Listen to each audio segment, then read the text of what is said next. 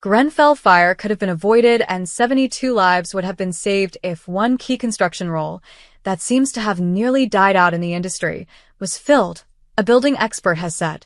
Owner of East London-based building company Tarbrook, Sherman Webb, has 43 years of experience in the construction trade and believes that the 2017 tragedy could have been avoided had there been a clerk of the works on site during the refurbishment of the tower.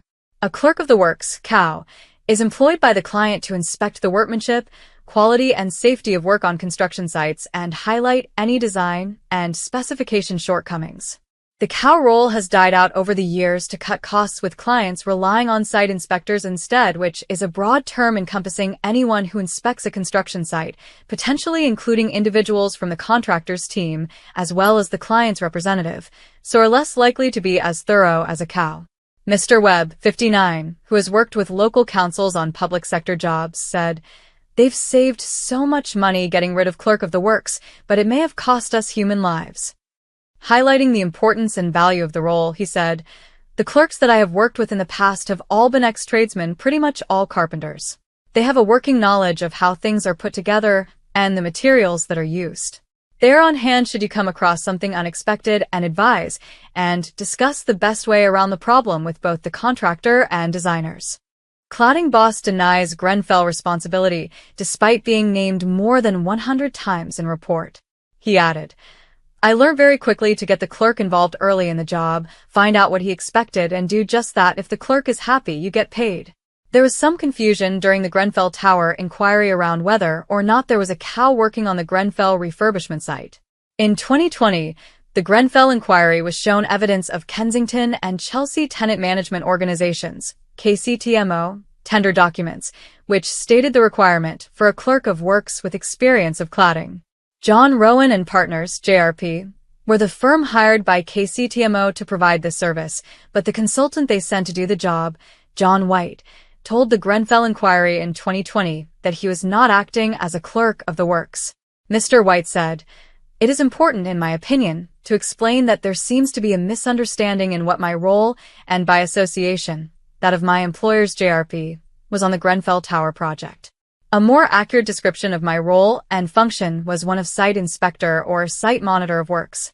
This was because our role was far more limited in its scope and our overall involvement." He added, "Perhaps this discrepancy needs to be raised in terms of awareness within the construction industry as a whole." While Mr. White had experience with cladding, he admitted that he had only ever worked on one project that involved rain-screen cladding before Grenfell. He said he was unaware that their KCMTO required a clerk of the works with experience in this particular kind of cladding. He said, "The cladding could be anything. It could be brickwork, glazing, stonework, so I have got lots of experience in cladding." When the counsel for the inquiry asked him whether the KCTMO was ever informed of his lack of experience on rain-screen cladding projects, he replied, "I don't know."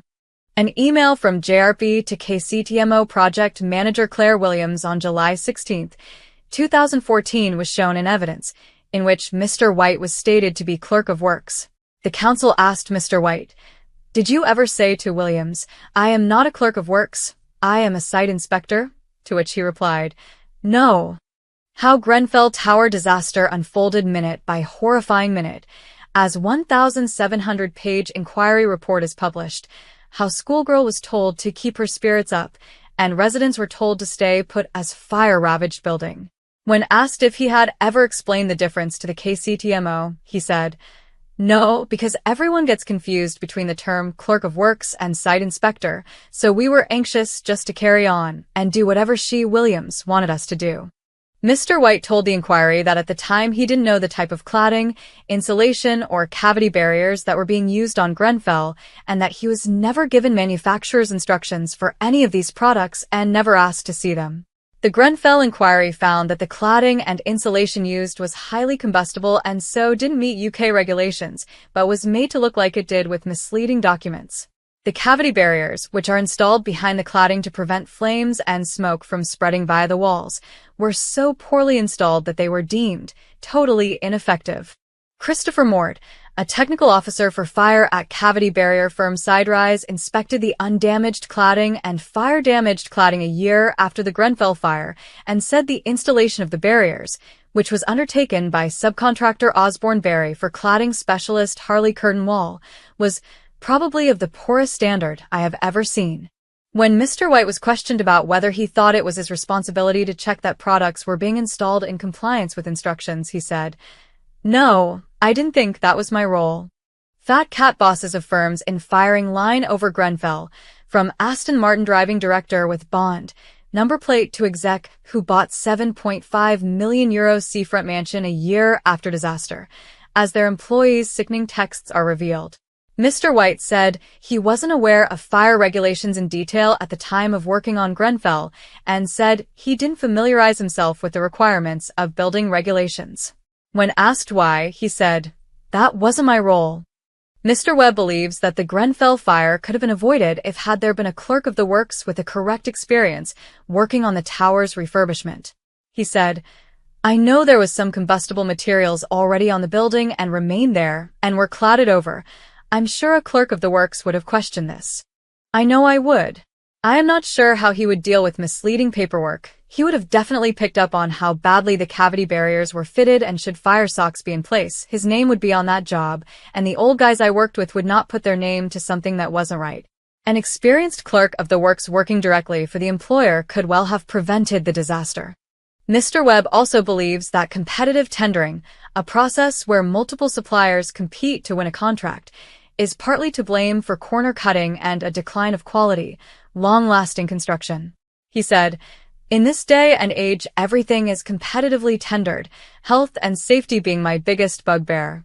Health and safety is included as part of a contractor's tender submission. Surely this can be done on a percentage basis of the contract's total cost. Why are we competitively tendering for man's safety? The building game is full of consultants who consult mainly on how to absolve themselves of any responsibility. The clerk of the works that I worked with was always directly employed by the client. He worked every day and wasn't under a budget or restricted to how many site visits he made. His role was not competitively tendered for. The guys fitting the cladding would most likely be on a price if there is not a clerk with working knowledge of cladding who checks the work. It's human nature to earn as much money as you can, so corners can and will be cut if no one is there to check. It's easy to make a job look good at the end, but it's how it's put together that makes it last. That is what the clerk of works job was in a nutshell. Make sure it is built to last."